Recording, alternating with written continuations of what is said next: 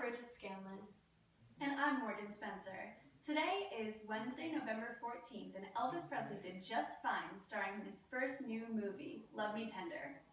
There's also been a UFO sighting 60 miles from Mobile, Alabama. Now we'll get to the international segment of today's newscast. Breaking news. Today, November 14th, Soviets have unfortunately restored order over Hungary.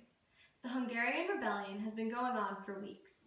Thousands have been left dead, wounded, and many have fled the communist satellite nation.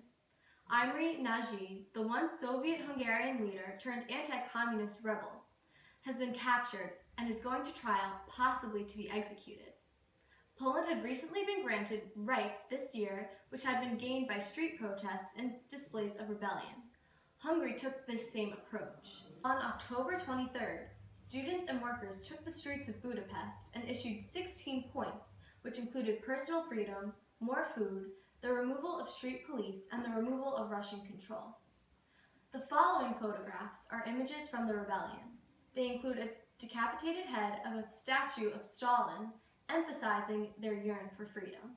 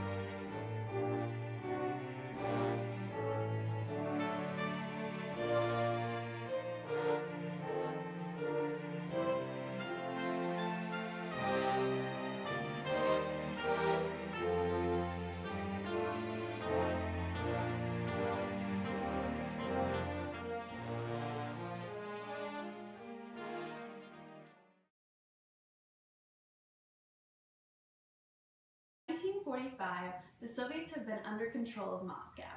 After Stalin's death in 1953, a new leader, Nikita Khrushchev, took over Russia July of this year.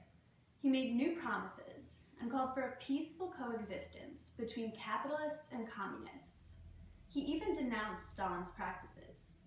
The Hungarians had been facing a hard year with a bad harvest, fuel shortages, and a cold and wet autumn. The civilians took this as the perfect time to rebel, while Khrushchev seemed more lenient and they needed change. Also during this time, the United States had been encouraging rebellions and distributing propaganda in order to provoke Eastern Europe to act against the Soviets and communism. With a less harsh leader in Russia and implied support from the US, the Hungarian government withdrew from the Warsaw Pact, the Soviet military alliance.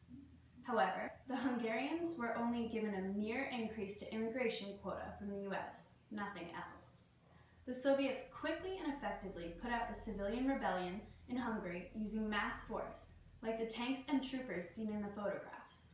Today, we have a special guest, Charles Halatz, to talk about the rebellion.